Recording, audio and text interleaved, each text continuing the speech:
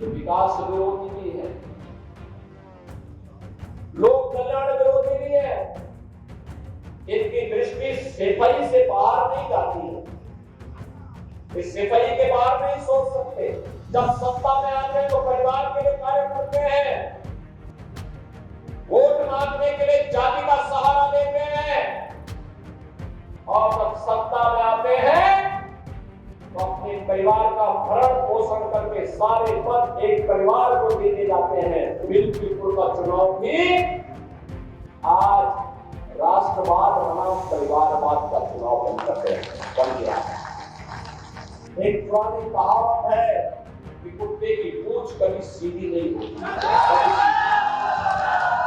मैं आपको पिछली बार भी मैंने आंकड़े दिए थे कि 2016 में जिस समाजवादी पार्टी की सरकार थी, अयोध्या में तब एक वर्ष में कुल टूरिस्ट आया था 2,35,000 और 2024 में आए हैं 16 करोड़ 11 लाख, यानी 2,35,000 टूरिस्ट 16 में आए थे जब समाजवादी पार्टी की सरकार थी, और 2024 में आए हैं 1611 लाख। क्या कोई तुलना भी है क्या? बहनों और भाइयों, ये विकास विरोधी भी है, लोक कल्याण विरोधी भी है। इनकी दृष्टि सफाई से बाहर नहीं जाती है, इस सफाई के बाहर नहीं सोच सकते। जब सत्ता में आते हैं तो परिवार के लिए कार्य करते हैं, वोट मांगने के लिए जाति का सहारा लेते हैं, और जब सत्ता में आते हैं तो अपने परिवार का भरण पोषण करके सारे पद एक परिवार को देने जाते हैं। और इसलिए मिल्कीपुर का चुनाव भी आज राष्ट्रवाद बनाम परिवारवाद का चुनाव बन गया है।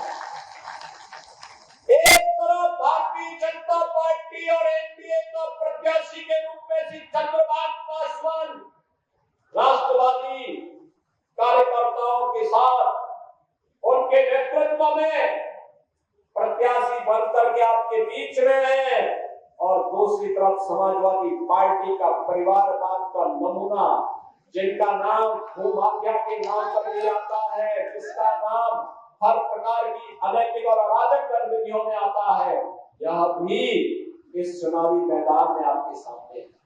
और इसीलिए मैं आपसे कहने के आया हूं, ये कितना भी गिड़गिड़ा है आपके सामने, कितना भी बोले, याद रखना इसकी असलियत तो हमेशा सामने आएगी।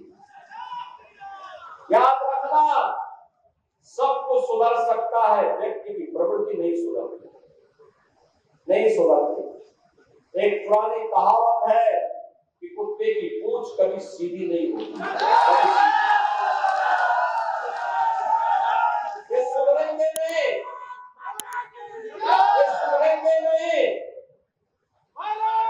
क्योंकि इनका पैसा अपराध करना है, गुंडागर्दी करना है, बेटी और व्यापारी की सुरक्षा में सेंध लगाना है। इनका तो नारा ही किस प्रकार का नारा इनका चलता था। बहनों और भाइयों, ये किसी से नहीं छुपा हुआ है। समाजवादियों का नारा है खाली प्लॉट हमारा है। ये तो समाजवादियों का नारा है खाली प्लॉट हमारा है।